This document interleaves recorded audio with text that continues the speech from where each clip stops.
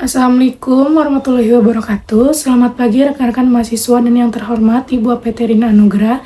Saya Dian Setianti dan hari ini saya akan memaparkan laporan kimia medisinal saya yang cukup spesifik namun sangat relevan secara klinis yang berjudul Kajian Penemuan dan Pengembangan Antidiare Opioid Perifer dengan reseptor MU sebagai target utama. Fokus kajian saya hari ini bukan sekedar tentang cara mengobati diare, melainkan bagaimana prinsip-prinsip desain obat digunakan untuk memisahkan efek terapi lokal di usus dari efek samping sistemik yang berbahaya pada sistem saraf pusat.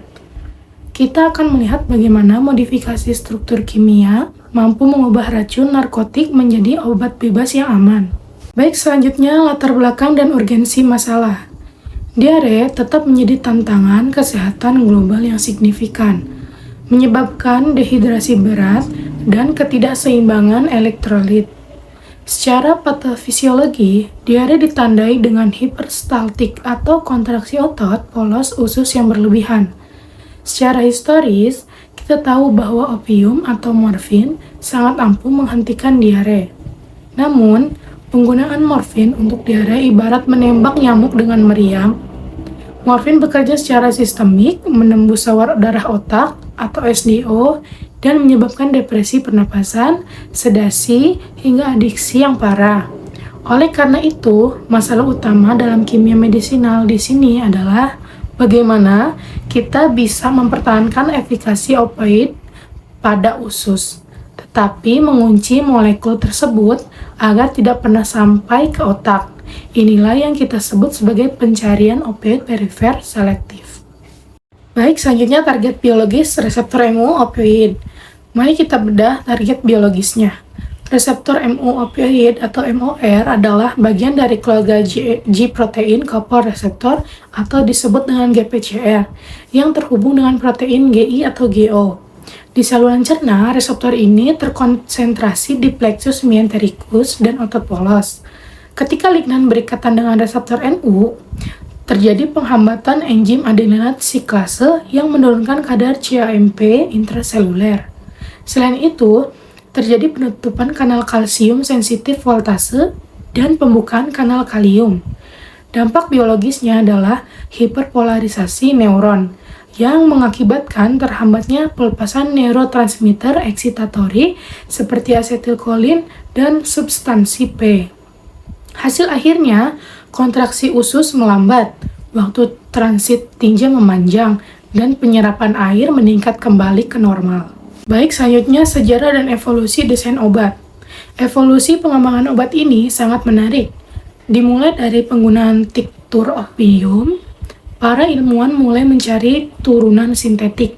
Pada tahun 1950-an, dikembangkanlah dipenoksilat, sebuah turunan peptidin meperidin.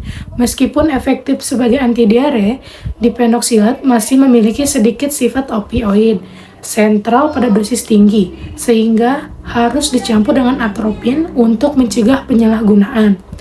Barulah pada tahun 1969, melalui modifikasi lebih lanjut di Janssen Pharmaceutica, ditemukanlah loperamid. Loperamid menjadi tonggak sejarah karena merupakan senyawa pertama yang benar-benar menunjukkan pemisahan total antara aktivitas antidiare perifer dan aktivitas analgesik sentral. Ini adalah bukti nyata bahwa manipulasi kimia dapat mengubah profil farmakologis secara drastis. Selanjutnya, strategi optimasi struktur dan lipofisitas. Sekarang, mari kita masuk ke inti kimia medisinalnya. Strategi optimasi. Untuk membuat obat tetap berada di perifer, kita melakukan dua pendekatan utama. Pertama, modifikasi pada struktur dasar 4-phenylpiperidin. Pada loperamid, kita melihat adanya gugus dimetilamid dan cincin fenil yang tersubstitusi klorin. Penambahan atom klorin pada posisi para 4Cl meningkatkan afinitas pada reseptor MU perifer dan meningkatkan sifat lipofilik molekul tersebut. Namun, menariknya, meskipun lipofilik, loperamid tidak memberikan efek pusat. Mengapa? Ini membawa kita ke strategi kedua, desain untuk efflux P-glycoprotein (PGP). Molekul dirancang sedemikian rupa sehingga ia menjadi substrat spesifik bagi pompa PGP di sawar darah otak. Jadi, meskipun loperamid sempat mencoba masuk ke otak karena sifat lipofiliknya, ia akan segera ditendang keluar kembali ke pembuluh darah oleh pompa efflux ini. Baik, selanjutnya ada analisis hubungan struktur aktivitas atau SAR. Jika kita menganalisis struktur activity relationship atau SAR, ada beberapa poin kunci yang harus ada. Yang pertama, pusat nitrogen tersier, penting untuk interaksi ionik dengan asam amino di situs aktif reseptor. Yang kedua, cincin quaterner di posisi 4 piperidin pada loperamid, terdapat gugus hidroksil dan cincin klorofenil. Gugus hidroksil meningkatkan ikatan hidrogen, sedangkan klorofenil memperkuat interaksi hidrofobik. Yang ketiga, rantai penghubung. Rantai karbon antara hidrogen, piperidin, dan gugus amida sangat krusial. Memperpanjang atau memperpendek rantai ini secara signifikan akan menurunkan aktivitas antidiare. Melalui modifikasi ini, potensi loperamid dalam menghambat motilitas usus menjadi 40 hingga 50 kali lebih kuat daripada morfin. Namun, tanpa sedikit pun memberikan rasa high atau euforia yang biasanya ditemukan pada opioid lainnya. Berikutnya, aktivitas farmakologi dan profil keamanan. Secara klinis, mekanisme kerja loperamid bersifat multifaktorial.